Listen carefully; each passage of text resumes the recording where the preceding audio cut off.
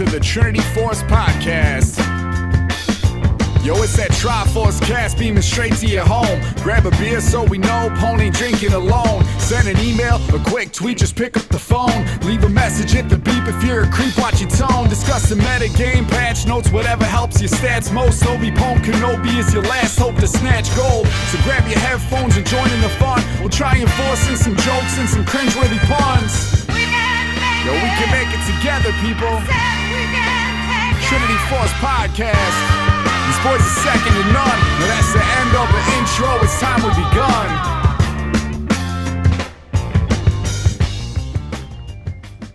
Hey guys, welcome to the Trinity Force Podcast. My name is Adam Ponophobia Cogswell, joined by 5 great guys this week as we are back and giving you a podcast in your ears. It feels really weird not podcasting 2 times a week. I'll have to say that, and I'll let the rest of the guys talk about that as well, as Telenasty is with us. Hey, now I can get enough sleep to not die. Congratulations and sleep. Punch is here. Hey, everybody. Welcome, Punch. Cereal Box is here as well. With more free time than normal. Well, I don't know if you'd really call it more free time. We are still doing things 2 days a week. If anything, we're actually doing more stuff. I guess the more sleep was even a misnomer because we almost got having to play game 3 at like 11 p.m. And that's going to be every single week because we can't go any earlier. Chira's here. What's up? And last and least for this week is Skyen. Hello, let's get those over quickly so I can play more Pokemon Go. Oh, yes, absolutely. At 2 a.m. or 3 a.m. in the morning. Exactly, that's the best time. That's when all the Ghastlies come out. You can get it. Yeah, you can go get all the ghostly Pokemon, can't you, at night? Because there's only certain Pokemon that come out then. Although knowing my luck is just going to be 5 million Drowsies and a Zubat. Yeah, I think that's everybody's luck that lives in any kind of rural, I can't say it, area ever. Words are hard, bro. Yeah, you can't say any of them. I've never been able to say that word ever. My tongue Rural goes, or area, 'cause I can't. Rural is the kind of word you can only say when you're either drunk or you don't notice that you're saying it. So you think I'd be able to say it all the time? He's just overthinking it then. Uh-huh. Hey, before we jump into this week's discussion, Skyen is on here, obviously. That is because we are talking another champion update. As we said, every time a champion update comes out, Skyen is going to join us, if you can, to discuss and ruin everything. Every time. No, you make it better, man. But if you guys didn't know, we've talked about it in the past. We're not podcasting 2 times a week unless we can, and probably for the next month we're not going to really be able to unless we can find time to talk about it. So the next episode you'll get in your ears will be patch note discussion. But that is because every Monday or Wednesday we are playing in the Vantage League 5v5 tournament. We played on Monday. We won 2-0, and then we tossed those games up on YouTube. So go to youtube.com/TForce Podcast. As well, we are going to be doing a coaching session right after this live show, and we're going to post that video up to YouTube as well with the X-Call Complexity Gaming Coach, Cubes. I'm going to call him Cubs again. Goodness. Oh my lord. But he's going to go over all our stats. We're going to show you guys what we get by playing in this Vantage League, like all the awesome stats. And by just looking at the stats, I will say that I've learned a lot about my gameplay without having Cubes talk about it yet, which is awesome. And we're also helping them develop that a little bit. So just check that out, and you can make your decision if you want to play in the Vantage League after our 4-week stretch of playing in there. Doing it. Not to mention, we're going to be posting a lot of 5v5 stuff up on the YouTube so you can hear our discussion, how we're growing as players and how we talk.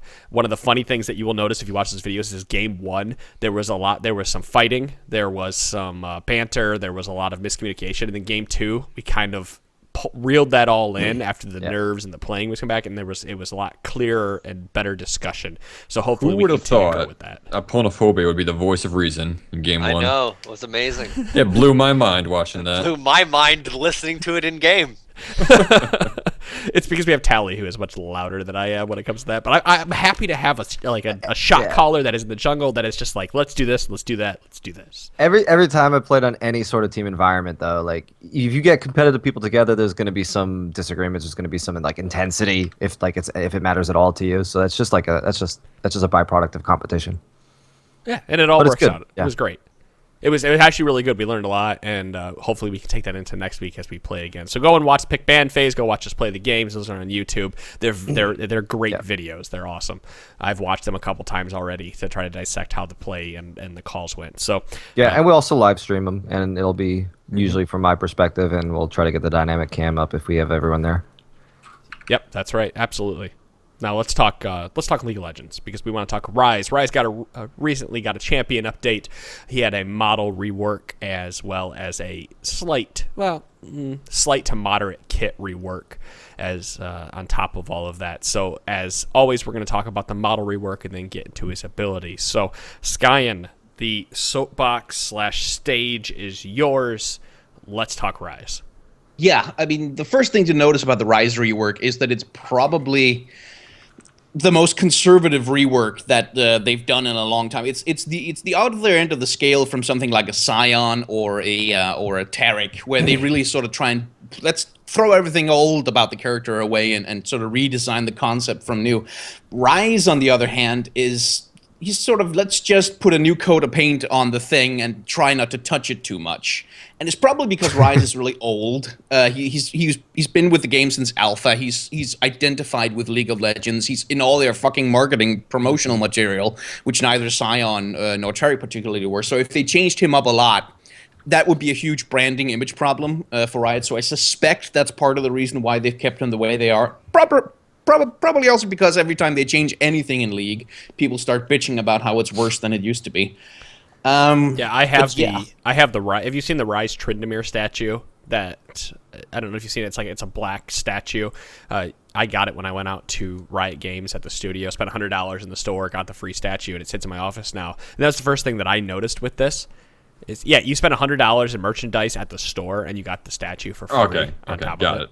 I think the statue was $75 by itself to purchase, so it was interesting to try to. I remember having it in my arm because it was this giant box, right? Like, and under my arm barely fit around it. And I'm walking on the plane, and people are like, "You play League of Legends? That's all." Like it was a whole conversation starter. Anyway, that's not here or there. But as to Skyen's point about how they made him look similar to his past model, in that I remember looking at the new Ryze, looking at the statue, and going, "Huh, they actually do look the same," and it clicked. I'm like, they had to do that, or else everything they've ever previously made is he's fucked. in all the original movies too. I mean, going back to the season 1 original CGI that they first made. Also, he had like a maybe not re-release, but rework. What was it? It was like a rework. And some texture updates and things. Yeah, it was minor texture updates, but it's mostly a kit rework. So this was a little bit of a kit rework and mostly an art update and model update, I guess. Yeah. And the old model needed it. It had pizza feet and it was clunky. And Yes. I'm looking at it in the model viewer right now, and it is just a mess of polygons, to be honest. It was really bulky too. Yeah, it really was. So it needed a little bit of a tune-up, which is all they really gave it.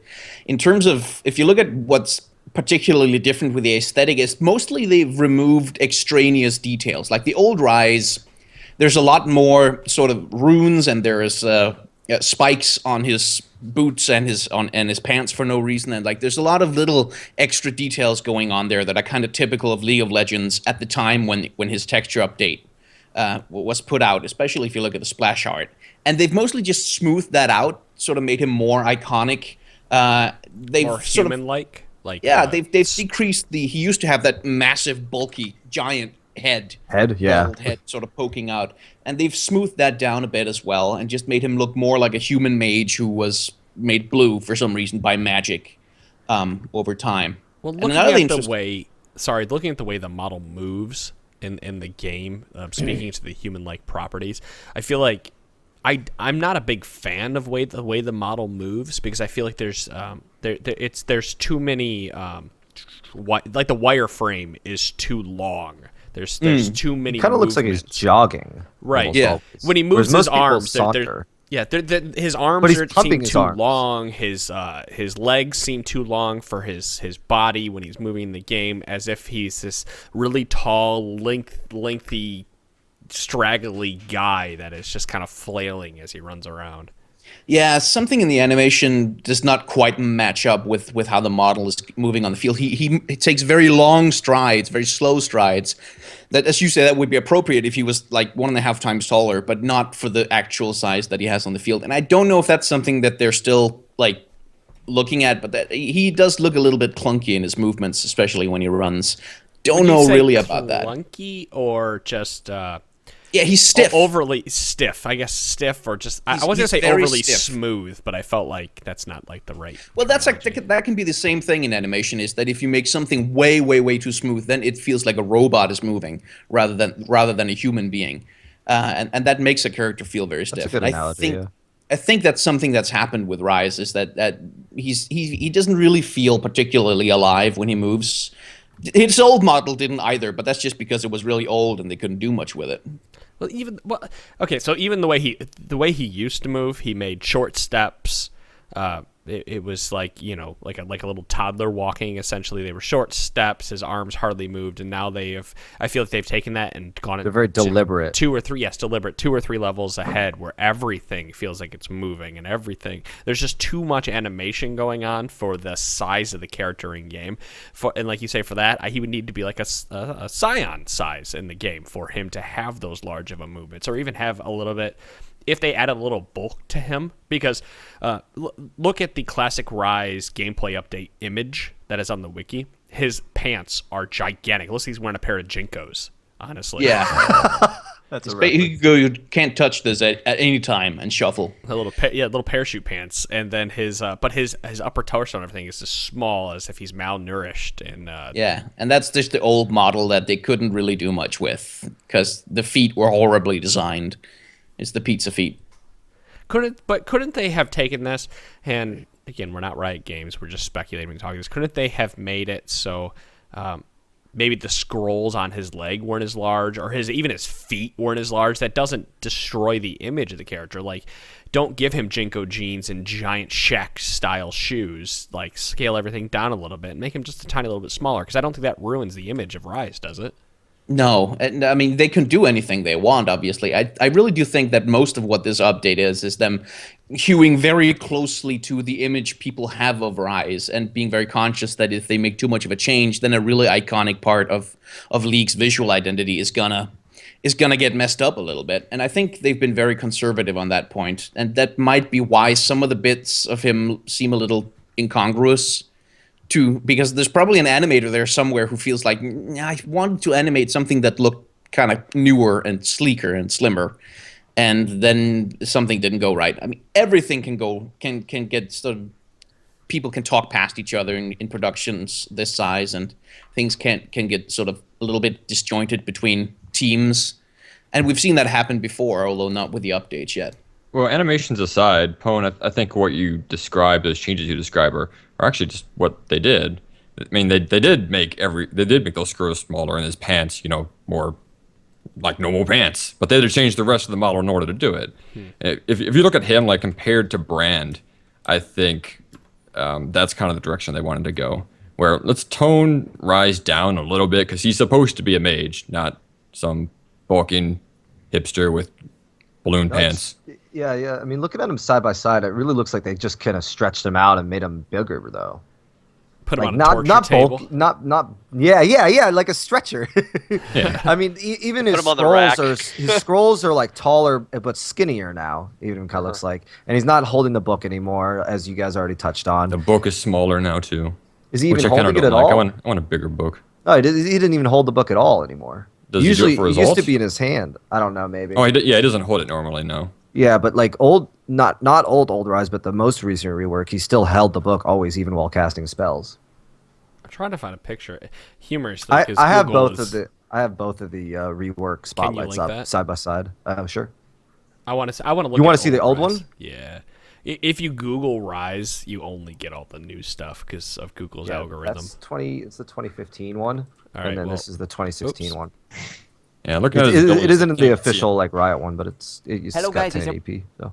I can't even see him pull his book out anymore. Oh, he does for his back animation. So I guess that's the only time you'll see it now. I don't know. I feel like I got so Oh, yeah, it used does. to the old Ryze because the book and the scroll took up every piece of his Yeah, character it's model. like the biggest part of him. Parts. Yeah, and that's an old approach to model making. That like the origins of that kind of creation go all the way back to Warcraft 3. If you think of old Warcraft 3 heroes, they used to be you recognize them very much by their weapons and by sort of their accessories, because every single model was so bulky that you couldn't really do shape outline recognition, which is what League runs on a lot these days. Is you can tell by sort of the outline of any given character, okay, what sort of type of character is this? They've talked about making tanks bigger and making squishy characters smaller and that kind of thing. That's sort of the aesthetic they're going for now.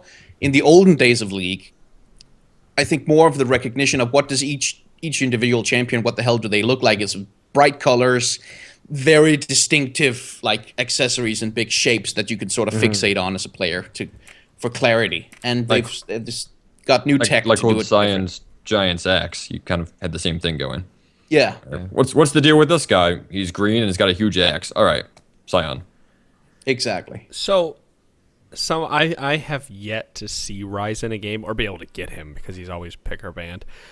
Does his runes on his body light up when he's doing abilities, or are they always lit up? Yes, they light up while he's doing It's lit up abilities. while he's doing abilities, it looks like. Okay. I have it up in a game right now. Because that's like, the difference. as he I guess. casts, they flare and then they kind of linger for a little bit. Yeah, it lingers for like a second and it slowly dissipates. Okay, that would make sense. I'm looking at. I actually found a old versus a new image. But I think looked that's at. I think that's 2015 versus pre-2015. I don't think that's 2016. Yeah, that's just the texture you like. update where you can see they tone down a lot of the bright colors and Yeah, sort that of was make him the more 2015 muted. update. Yeah. Because I'm going to tell because the scroll on his back is a lot skinnier now. Gotcha. So okay, they didn't update any of the lore with him though, did they? He didn't really have lore. Like he was just what here's was a his- mage guy who has gathered Who's power protecting and a he's there. scroll? Yeah. Yeah. Yeah. I thought he got there- those tattoos in Ruined Prison though. Get out. Yeah, 4 but out didn't of he 10. jump? Didn't he escape Runeterra? Or no, not Runeterra. Didn't he escape? He's escaping something in the splash art. Yeah, that's what I didn't. I should have read the background on Ryze. I feel like I'm doing a disservice to everybody listening to understand that. But lore isn't something. Lore Do we want to read it to everyone like a bedtime story? It would take me It's about a very good, long. solid half an hour to read this, but I could. You don't have to. Everyone, the crickets. Everyone's just letting it happen, even though like I'll chime in when you mispronounce something again.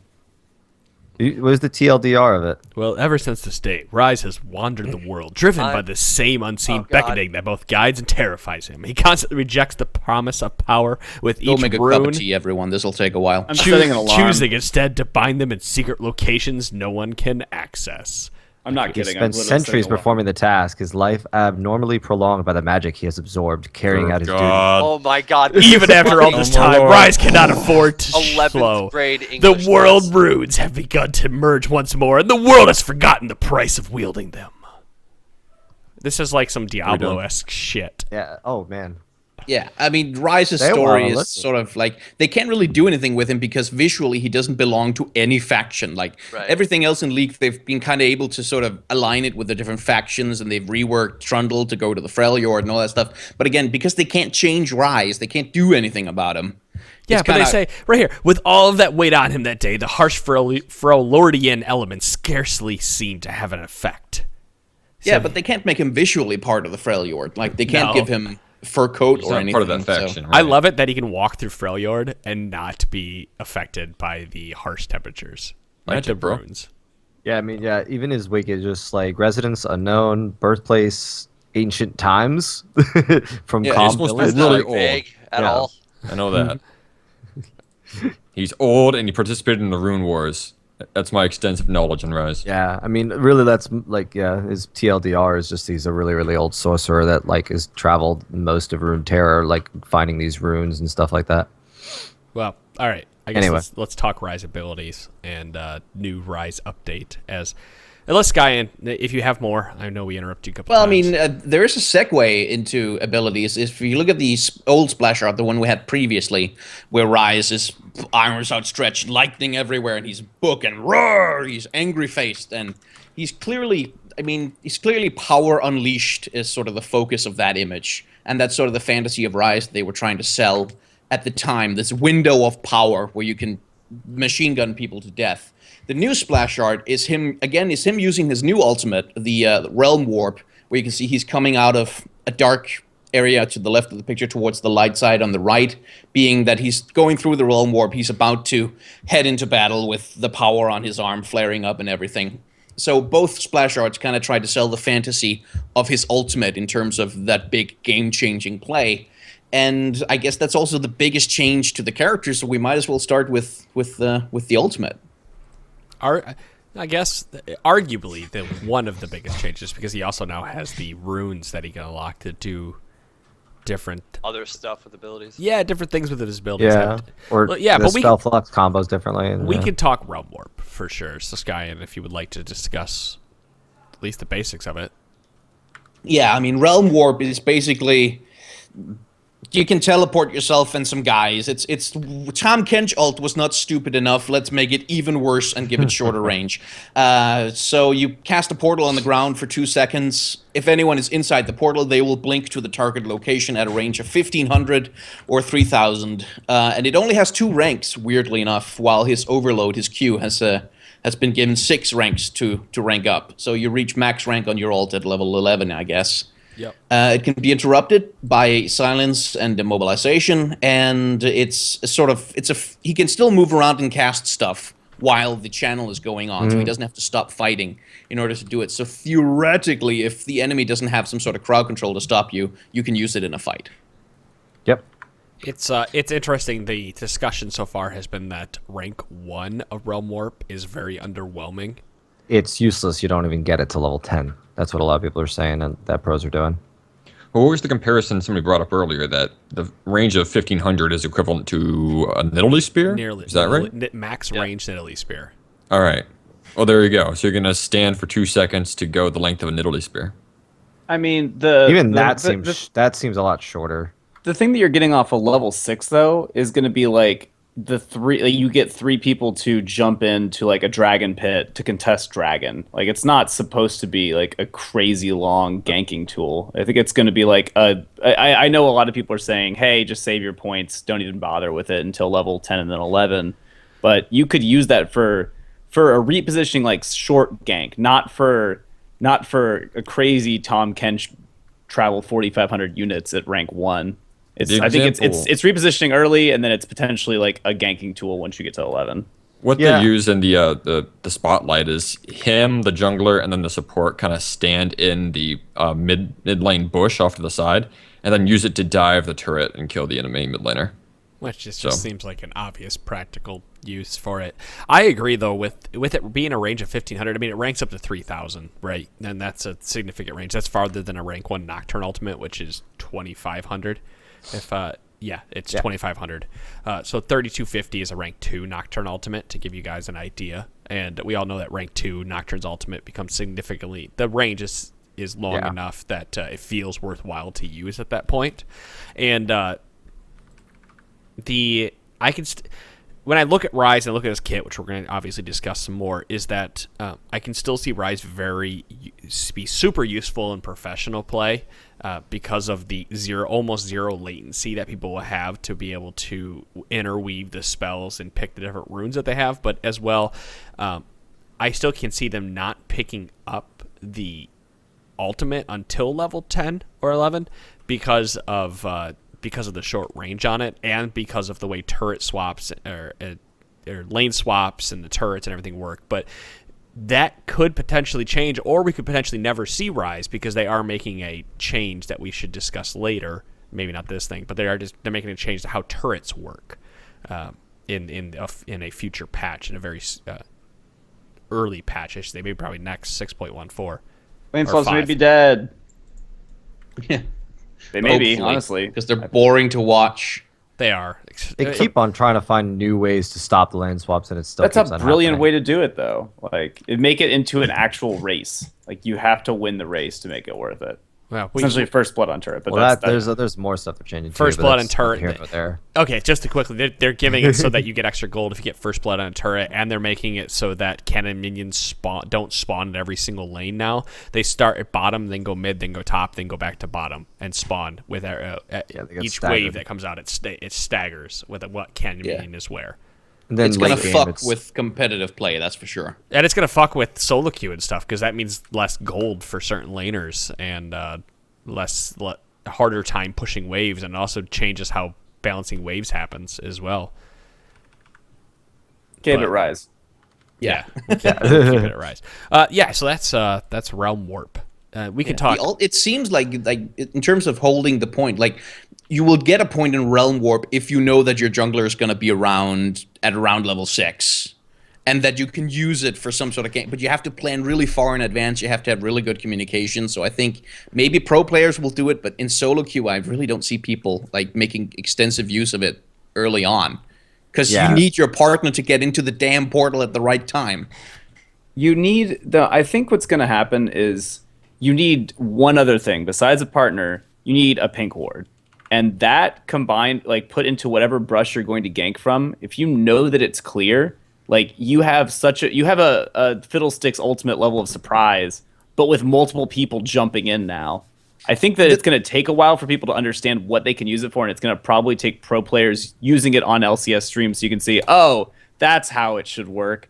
But with the short range right now, people haven't figured out how they're supposed to do the nuances of it and get people ready. You know what cracks me up about professional players is that a lot of them don't read the patch notes, or they let their advisors or now coaches read the patch notes and tell them what is good. Because Talia, for example, we didn't see her for a really long time, and even Bjergsen had said in an interview that he didn't believe that pro players were using her yet because they didn't see her in solo queue, and they didn't see other players using them. Because a lot of them, I remember Cutie Pie, obviously he's not an LCS player anymore, but I've heard him say on stream that he doesn't read the patch notes. He just waits to see what's good in solo queue and then learns how to adapt to it and plays it from there, rather than spending his time and analyzing it and trying to find the OP, which I guess it makes sense when you're at the top tier and the top level of your challenge. Because literally you're paying people to do that for you. Yeah. Wait, so what are we doing then? We're trying to be ahead of this, be ahead of it, I guess. The moment you hit Masters and start doing that, Serial, I will analyze all the patch notes and tell you exactly what you need to play. That almost seems worth it for me to grind just so I you don't can have to tell you, hey, Just to make Adam your bitch. Yeah, exactly. If I get ahead of him in rank at all, he's not going to hear the end of it. You got a long way to go, buddy. I know. Oh, No, I've played like one ranked game in a month, so. Well, you played some rank 5v5s, but that's why I don't expect to see Ryze for a bit, because I don't feel like pro players are trying to play him very often. And like we saw Talia, we saw what her ultimate did, like making that wall. And the moment I saw that wall, I'm like, my God, this is pro play. This is pro play ready. Just use it for the fucking wall. And as soon as people realize that you just use it for the fucking wall, like I think the opposite. I think the opposite is going to happen, because Talia was a brand new champ. Like there was no real history to go back on with Ryze. While they have changed some of his stuff here, they've changed it from like being unable to on zero ping, as you're saying, just hit the fucking keyboard and get all your spells off. Now you have to think about it, but you can still see the potential really quickly. With if you know how you're trying to combo things, how do you not see the potential of a wall that goes 3,000 units? Well, because in order to do it, you need your team to know what to do around the wall. They need the experience playing with it and around that. Apparently, I've lost everyone. Yeah, everyone lost video. You're good. Skype is doing that stupid thing where they think we need Skype Pro, and there's no such thing as Skype Pro anymore. I don't know. Skype is fucked. Yeah, Discord needs their video chat ASAP. As soon as we will switch to it the moment they get video chat. But no, so go ahead. Sorry, I don't think I have any new thoughts actually. So give me a minute. I honestly think that I haven't seen him in a lot of solo queue play. I don't know what would be stopping him from being played in the pro scene, because he's got all the stuff that still made him good. Like, he's going to still be a spammable range. Like, everyone's talking about the optimal combo it's going to take, but people are going to figure that out really quickly, what's optimal, and that's what people are going to do. I mean, he's still got a good AoE team fighting presence, and, I think his ultimate level 1 is, kind of meh, but at the same time, you can just keep on casting your spells while it's channeling, as long as you don't get rooted. And that gives you, opportunity to also go over walls and stuff, even if you're using it solo. Like, I think pro players are not doing it in Hero League because they just want to outduel their opponents, but I think they'll get their ultimate at the regular ability in pro play, unless it's The fact that you can choose, like, the combos allow you to either get tankier with the shield. They allow you to double your root duration, which granted from I guess pre-rework went up to 1.4 seconds. Now you can just have it for 2 at 1 rank in E and W. That's pretty freaking good. And then you can go for an AoE thing with your spell flux. You have so many new options that I think the utility is going to go up on his on what he can do. I just think it's going to take it'll take a little bit for solo queue. I agree, but I think that just the potential to do so many different things and pick optimally for different situations is going to make him appear really good still in pro play, which is I think what they were trying to balance out, because that's where he was always good. He's always been good in pro play. Well, it's always been have a problem because of pro. Tally, put your camera back on for us. It's a problem because when Ryze has been good in the past, he's too overwhelmingly good. And it becomes this point in the game, in the past particularly, when he was basically like one of the be-all, end-all late game mages. It was, hey, it doesn't matter, just survive the game till 34 minutes and I'm going to be fucking awesome soon. So they're riding this fine line between they needed to make changes so that he wasn't like that all the time and you weren't basically waiting for your team's late game magic shotgun to finally hit critical mass to be able to do what he does. Now he can do a whole bunch of different stuff. You just have to be really good at managing other resources to do it. Yeah. I mean, I think he's still going to be that. He's still somewhat short range rage. He still has very low cooldowns. He's still going to be the same post rework Ryze that he was in 2015. I feel like they just made it a little bit harder to use. So optimally, you used to be able to just throw your spell flux and it just automatically bounce and you get that spread. And now you kind of have to think about the spread and you have to hit your Q to spread it a little bit more. I think that they made it a little bit more difficult. Should we cover what the changes are? Because we've been kind of dancing around that without actually covering what happens.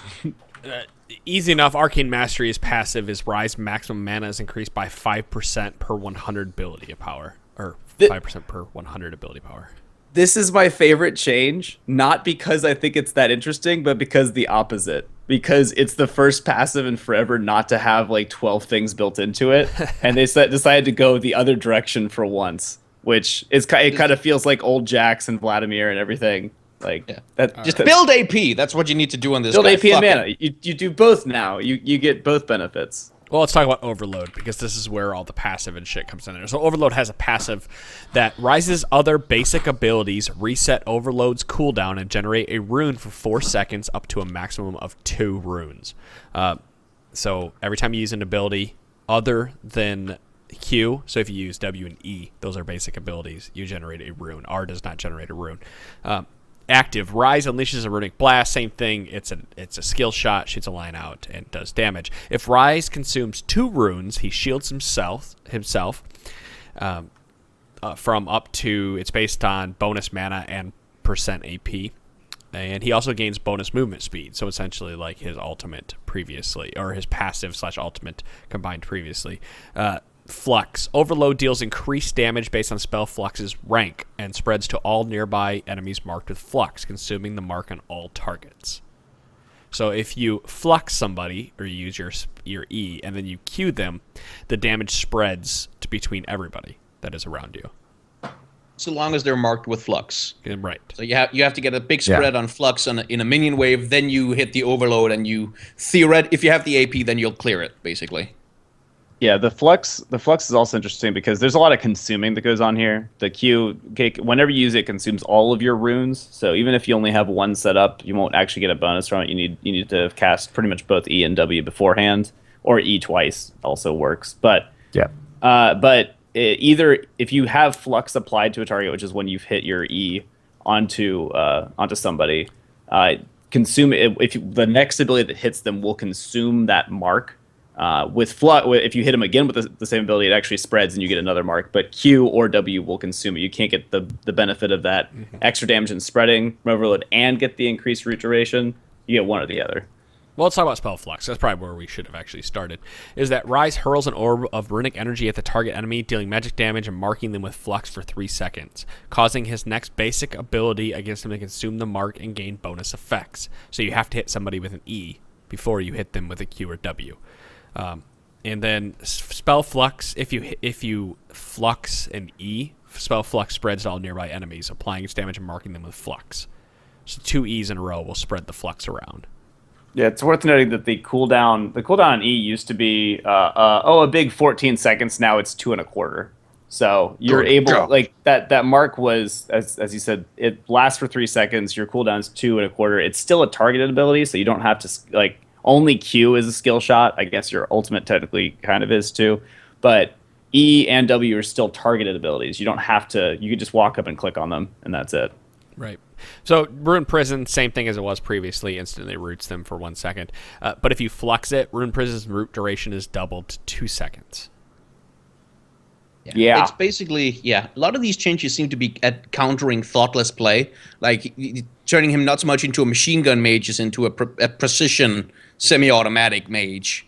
That you have to think about which ability combos do I have available right now, and how can I use them to actually do what I want to do. Because if you cast Rune Prison without the Flux, you get a 1 second root, which is okay, but it's not that great. And if you cast Overload without the runes, then you don't get the bonus damage or the shield. And if you cast it without Flux, you only hit one guy. So it's all about you have to think about which combo do I press next.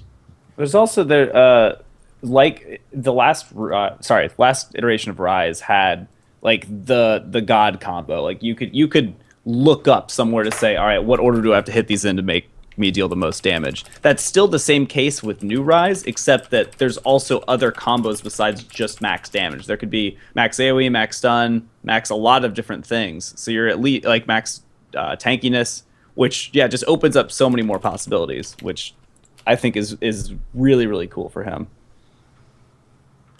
It's almost, to use a really bad pun, it's almost too much of an overload with how much his abilities do. Because we started off saying he only has one passive, but he has a passive, like 3 passives on his E and 2 passives on his Q. Oh, that was a joke mostly, but yeah, he still has a ton of them. Fuck jokes. It's. Yeah, I mean, I'm sure with enough ability power or mana, you could just machine gun anything out and make it work, because you can still get the root, you can still get Flux, but like you have to Flux to multiple people to make Q proc to get tons of AoE damage, but then you have to decide if you want to use that Flux to get the Rune Prison on the single person rather than spreading the damage around. So if you get him in a big minion wave, you could it looks like if you use your E twice, you could pretty much spread it to most of the minion wave, and then you Q it, and it'll like clear that part of the wave, like the front part of it, and then it'll stack Q. If it's on a Flux target, will actually spread it all the way back to the back minion wave. I mean, some of the clearing is going to be kind of interesting. It feels kind of He has a lot of wave clear, but I think he's going to have to get in very close to use it. Yeah. Oh yeah. And if you do use your combo on wave clear, then you're fucked if anyone comes up to you and starts beating on you. Especially if your Q's on the full cooldown. Besides Q, this is where I get confused. I understand that Q can use 2 runes to shield and speed himself up, but what does 1 rune do? Nothing. It just discharges it. You get nothing from it. So you have to you get your 2 runes and then you get your shield and speed up. But if you basically you're not allowed to get the double root because of the Flux, right? Or you're not allowed to get the 2 second root and the shield and speed. Like you have to make a choice between. No, shield you can and do speed both of those. No. So it's okay. So the trade off is the most damage you can do is that Q. You can fire either ability and Q's cooldown immediately is off, and so you could immediately fire a Q again, and then an E, and then another Q. But you'd never get 2 runes in that instance. And to get that's it. So it's damage or shield and speed. Yes, but you could say I want to go EW. You have 2 runes, you have a longer root, and then my Q hits them and I get the shield, but it doesn't deal the increased damage because Flux has now been consumed. Okay. On Overload. So at least. just to make this clear, because I'm sure there's a lot of people listening that didn't understand it either, is that your trade-off is to use your 2 runes for, again, to be tankier and have a move speed increase, or to use 1 rune, essentially, for more damage. Yeah, essentially. It's you're not actually using the Well, rune for damage, You but you're can't do essentially- all of the things. You Right. can't do You s- all of them. You still probably get more damage out of waiting because you get an immediately refresh in the cooldown on the Q, but it requires more patience. You can't just spam it out anytime you want. Yeah, and that gives your enemy time to act if they have any hard crowd control or silence or anything that stops you casting. Because the flux only lasts for 3 seconds, and the cooldown on spell flux is 2.25 seconds. So even a brief interruption in like the flow of your combo, and you're going to lose like everything you built up trying to go towards if you want the maximized, idealized situation every trade. But these aren't static cooldowns either. Like, he can benefit from some kind of cooldown reduction, not that people are building them. Well, the thing is, he used to not build a bunch of cooldown reduction because you had 10, 20, 30 on his ultimate. You don't have that anymore. You have no built-in cooldown reduction besides Yeah. Q, obviously coming off cooldown immediately from W and E. And I mean, W, I don't know that you're going to build a lot of cooldown reduction. Maybe some of the items inherently make sense. Like if you're going like full mana, obviously you'd end up with something like a Frozen Heart eventually, or I Archangel see doesn't have it, does a it? lot of... I see a healthy mix of Morellonomicon and Rod. Everyone's building Rod of Ages first on him because of the AP and mana, but I see a healthy mix of Morellonomicon and Abyssal Scepter on top of Seraph's Embrace. So it seems like the old build is still there, where it's tier Roa into something that you need. The recommended is still tier Roa into Morellonomicon, like in the offenses, like Morellonomicon, Void, Death Cap, and defensive is Frozen Heart, Abyssal, Void, Zanya's. But it seems so he's still definitely stuck with the tier. Yeah. 100%. He should build a tier because he can stack it really quickly. Plus he's Yeah, getting and he needs the mana. right. holy! I did not Because, look like, at stats everything- before this. Everything he's got scales of bonus mana, so he might I as mean, well. I'm not surprised, but these win rates are fucking horrible. I mean, They're he's real last. bad. He's last in both. He's 36 and Yeah, no one 37 knows and how to 38. play I haven't. No one knows I how to do haven't it yet. Been in a game with a Ryze that's won yet. Humorously, Yeah, not if you many go to people pro have either. builds- Humorously, if you go to pro builds, his win percentage is 60%, Yeah, I mean that makes Yeah, total but sense. what's So, the like, what's the flat- percentage flat for everyone pluses. there? 39 for plat to. No. What's the win percentage for pro builds on other heroes by contrast? Because you're comparing. yeah. Because that's pro players, but they're not going against other pro players a lot of times. So of course it's going to be above 50%. I mean, Okay, so that's probably a whole another argument in itself, but I've heard plenty of pro players say there's a lot of challenger players that are better than like the shitty pro players that are out there. I use shitty with air quotes, but like the low tier teams of the LCS, there are better challenger players than there are out there than there are the actual professional players. So Yeah, I mean, but it's being good in solo queue is not the same as being good on the LCS stage, as we've seen over and over and over and over and over again. yeah, what is he? Ryze is at 36.89% win rate out of mid right now, and 38.11% out of top. He's driving the struggle bus. Yeah, he is the captain of the struggle ship at this point, and it is sinking fast. In comparison, if you want to know for top lane, Aatrox has a 46.73% win rate, while he has a 38% win rate out of top. If that was to give you a comparison to the players, and middle, Azir at a 41% win rate, while he's at a 36% win rate. I guess it also doesn't help that they didn't appear to have made his early game any better. Like you already brought up that he's going to be rushing Rod of Ages, and he's going to still be getting a tier, so he's got to wait for both of those to stack. And we're talking about an ultimate that he's not going to even get, supposedly, until level 10. Well, his early game is a little bit better, because he has a 2-second root at level 2. So if any Nice. jungler wants to come in and help him out, then he has a tool to set them up now, which is more than he used to have with the Rune Prison. Previous really to this have- update, I've seen Ryzes do pretty well out of mid lane by themselves. Like they were doing some damage. So it's interesting. But Talia was the same way. I don't even. He might. He might see one of those knee-jerk hot fixes, maybe a little damage here or there, a little bit of scaling difference. I can't tell you what is going to change, but I guarantee his win rate will shoot up before the end of the next patch.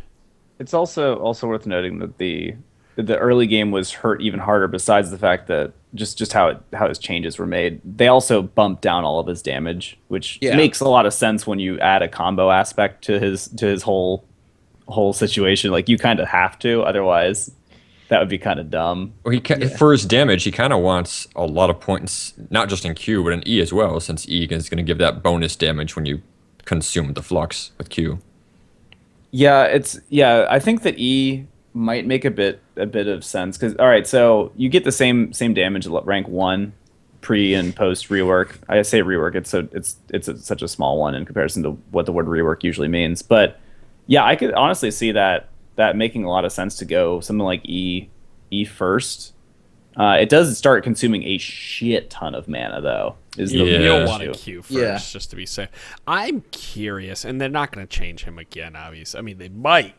That's what we said last time. But I'm curious if they could have done something different with Ryze, where they give him an R that doesn't rank up, for example, and then force some of so that he gets some more damage through his abilities because he has to rank those up. Does that make sense? Like right now, the players are playing him where they're not ranking up to level 10. So what if they gave him some type of R that ranks up when he automatically hits 6 and the range increases, or like a passive ability?